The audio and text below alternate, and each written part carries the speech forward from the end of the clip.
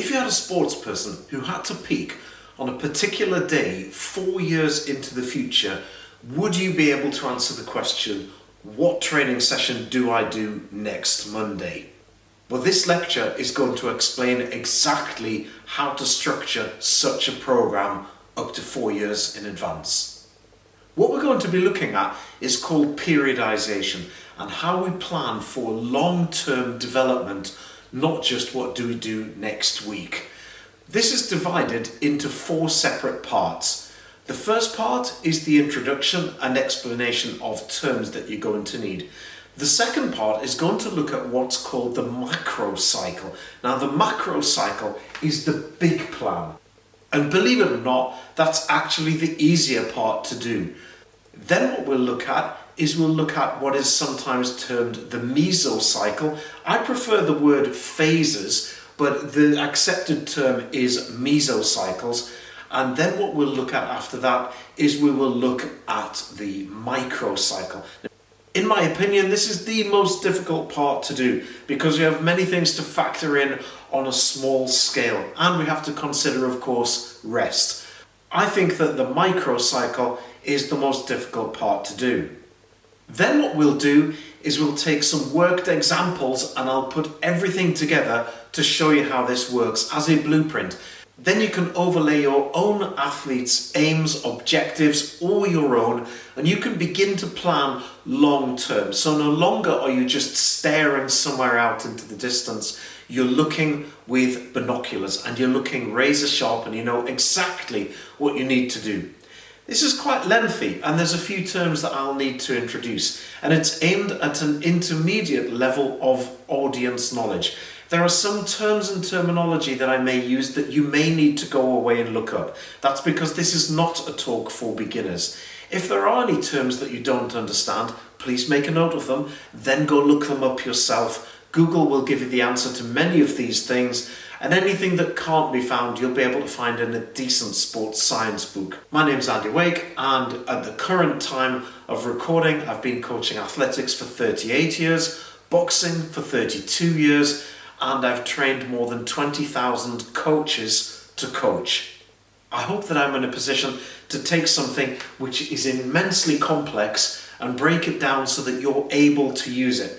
Now, this is not going to cover absolutely every sport, but what I hope it does is give you a very good overview that doesn't take too long to go through. If I went through absolutely every term in this, it would take about 3 days to cover this. Instead, I will try and compress this to under 2 hours in length in total for all 4 sections. You're going to need a pen and paper now, so I suggest that you get that, and perhaps as well get your mobile, because you may want to take some shots of the screen just so that you don't have to write them down if I am going a little bit too quickly. Then you can make notes thereafter. Let's get started with what is the purpose of periodization. Well, periodization is basically just a long-term view of looking at trying to create an upward trajectory in a person's ability to perform a certain task. Now let's say, for example, that certain task is weightlifting. What we're looking for is we want them to continue to improve over time. So if this was an axis of time and this was strength, they're getting stronger over time. Now there are a couple of different models you can use for this. There's a method called linear periodization. Now, linear periodization means that we follow a linear line of improvement. Another method is called undulating periodization. Undulating periodization follows the same pattern as such as linear periodization, but it goes up and down a bit. That's the simplest way to explain it. It just goes up and down a bit like this. And you think, well, why would I do that? Well, it allows a little bit more flexibility within the program. It allows you a little bit more flexibility if someone is injured, and also as well for athletes that are menstruating, it allows us to incorporate deload weeks where we have, instead of having high intensity, we can just drop down the intensity for those athletes that are menstruating at the time, and then we can ensure that there is a continual gain over time without causing overtraining and overstraining. Some terminology that's going to be useful. Age, right? Age is not just age, okay? We have a chronological age. That is how old you are. You also have, and this is equally important, a training age. Let's say, for example, I am 10 years old and I have been training for 2 years. I have a training age of 2. I also have a physiological age. I could be a very well-developed 10-year-old. I may be more like 12. So my physiological age could be 12. I also have an emotional age.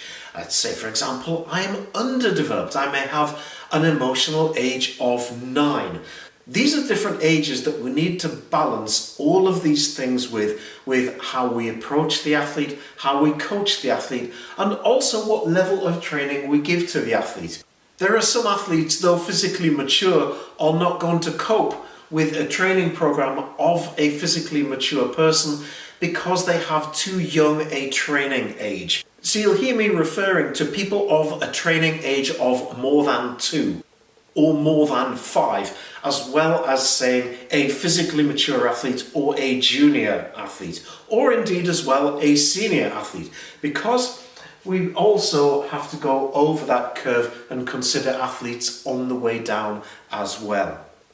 Now, the basic principle of training is overload and adaptation. So as I overload the body, my body is an adaptable organism, and what will happen is it will then adapt to that stimulus and it will then develop so that I can cope with that stimulus again. So let's say I do 10 bench presses with 20 kilograms on, and what happens is I find that that's really hard the first time. Well, over a period of training, that will get easier.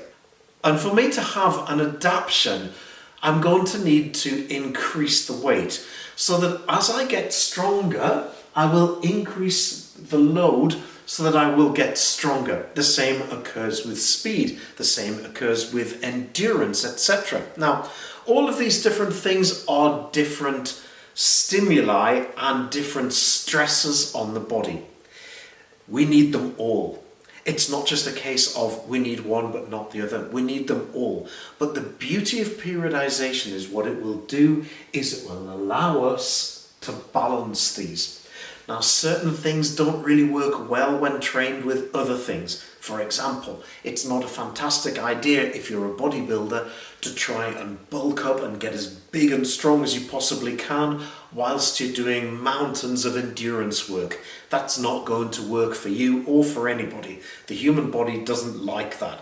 What you can do is you can work on one and then in a different phase, or if you like the term mesocycle, I prefer the term phase, but everyone else uses mesocycle. In a different mesocycle, you can work on a different aspect. So you could work on strength in one and endurance in another.